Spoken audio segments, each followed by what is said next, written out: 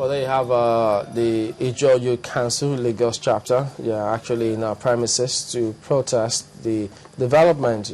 We do remember that the elections for the Ijaw Youth Congress was recently concluded. Well, joining us this morning to talk about all of this and a lot more is Elvis Donkemezuo, who is the factional IYC president-elect. Thank you for coming on this morning.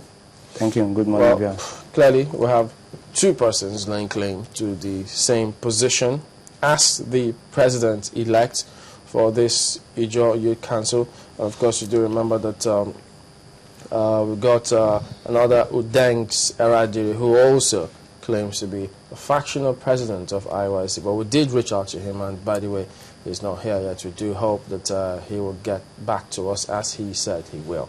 While we go about this, what actually transpired on the day? Well, thank you very much. First and foremost, the elections were inconclusive. It was never concluded. And secondly, we have, for record purposes, we have 17 declared president of the Ijaw Youth Council, not 2. 17? 17. We were meant to be 18 as of those who bought form, and then one later withdrew, and then 17 went into the contest. Now, we've been having lingering crisis for a short while now. And then Anke Briggs was nominated. Later on, she was taken out by... nominated as what? To steer the electoral committee. And then everybody knows Anke for her uprightness and integrity. And then, obviously, government approached her to rig the election to favor their own candidate, and she refused. How do you know that? Well, we were following the crisis. There's so many evidence to show about that, but that is not really the focal point for this morning, so I don't want to go... So just a moment. Which government? Bayelsa State government, specifically. And all this was orchestrated by the Commissioner for Ijaw Affairs, Felix Teodolo. And that alone lingered to the point where Anke Briggs was taken out. She was rubbished. Then they brought in new Eleko for who do not have that tough credibility, and they have low capacity of income. So they were approached with 20 million naira each to rig election for government candidate.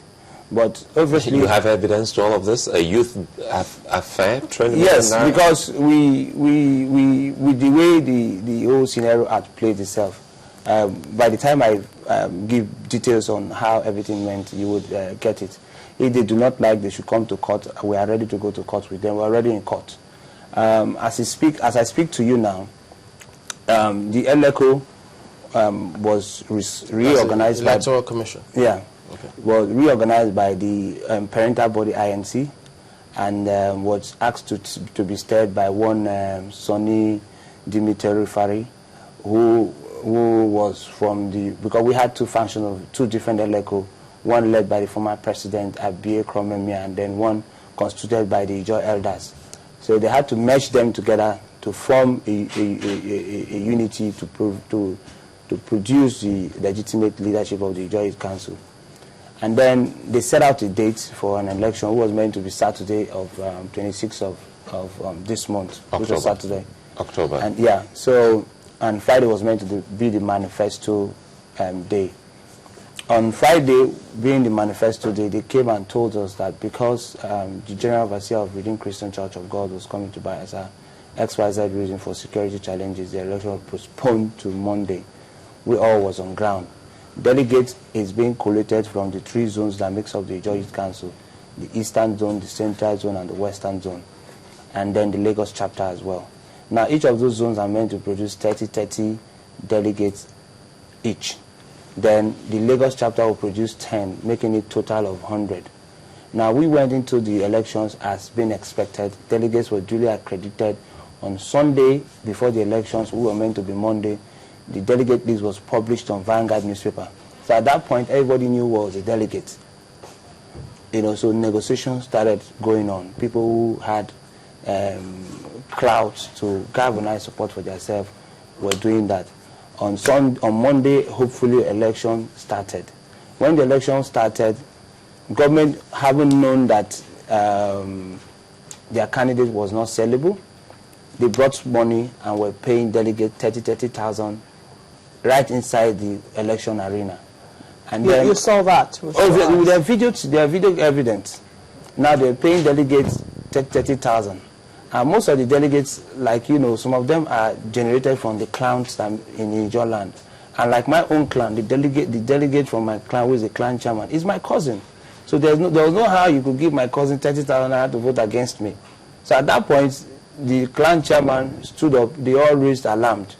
But having foresaw what the government was trying to do to cause a chaotic scene so that the election would be inconclusive, I told my co-aspirants that we should be calm and ensure that this process goes on. The former president of Ijaw Council, Dr. Ijaw, was there to steer the process. Felix himself, who was the commissioner for Ijaw Affairs, was also there.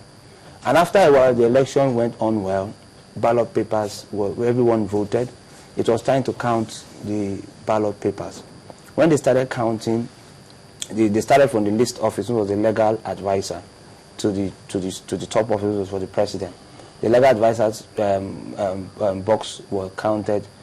One person out of the 100 delegates abstained, who is the former spokesman of the council, J.P. Owopele.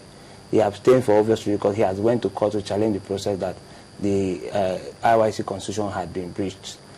So we were meant to, accurately, those who were accredited to be voted was 99, since one person had abstained. And then when the ballot paper were counted, it was counted 100. But for obvious reasons, we said, okay, let's proceed. It was counted 100, somebody won for the legal advisor. It went into the women leader, one Felicia also won. It went into the mobilization, somebody also won.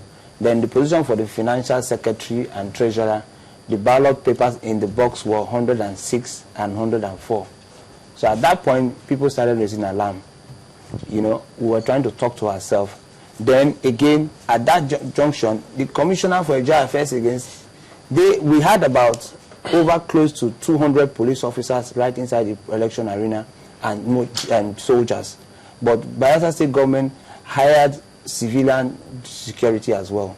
And at that point, the most crucial moment of the election, when ballot papers were being counted, Bayelsa State government came in through the commissioner of Ijaw Affairs, Felix Teodolo, and was paying stipends to the domestic security they hired. Now what they did was to pay some of the domestic security 30,000 and pay some low 15 or 20,000. So that alone caused argument within them. Right when they were counting the ballot paper, and K-Secure, who was steering the process, tried to even push them out. They refused. They came back inside the game, and they were able to disrupt the process. So at that point, the domestic security was fighting within themselves because of the money which the Bayelsa State government were paying them. Yeah, you keep saying Bayelsa State government. What if it turns out that this chap was acting alone? No, obviously, even it was an announcement there. Video evidence was shown. I'll get to all those points. Just relax. It was an announcement made by Felix Teodolo because he was even accused. He said, no, this was stipends from Bayelsa State government to support delegates. He said that? Yes. All right, he held the microphone and was saying that because when we raised an alarm, he used that as an excuse to quiet the whole scenario. I told my co-aspirant, I said, look, they know that they are going to lose today. All this strategy is to make this process inconclusive. And at the end of the day, when that crisis of paying domestic security and the ballot papers over shooting up from what it was meant to be, that alone caused a chaotic scene. And then aspirant protested, and the electoral chairman declared the election inconclusive, and at that junction he had cancelled the election indefinitely for a formal date to be announced. And that's the Sonny Dorothy committee. Yeah. And then people went into the ballot box, turned the ballot box, brought out the ballot papers, turned them all, and scattered them, and everybody left. I was even pleading my co-aspirant, and I told her, I said, look, the attempts of Bayelsa State government who have known that today, if this election box were counted, they would have lost. don't want this election to proceed. I even begged my co-aspirant that whatever extra that was on that bus should be taken from my own vote for this process to be concluded. They refused. So we left. That next morning, because of the previous 2 days, everyone was talking to delegate overnight till the next morning. Most of the aspirants were weak. Like myself, I was even sleeping.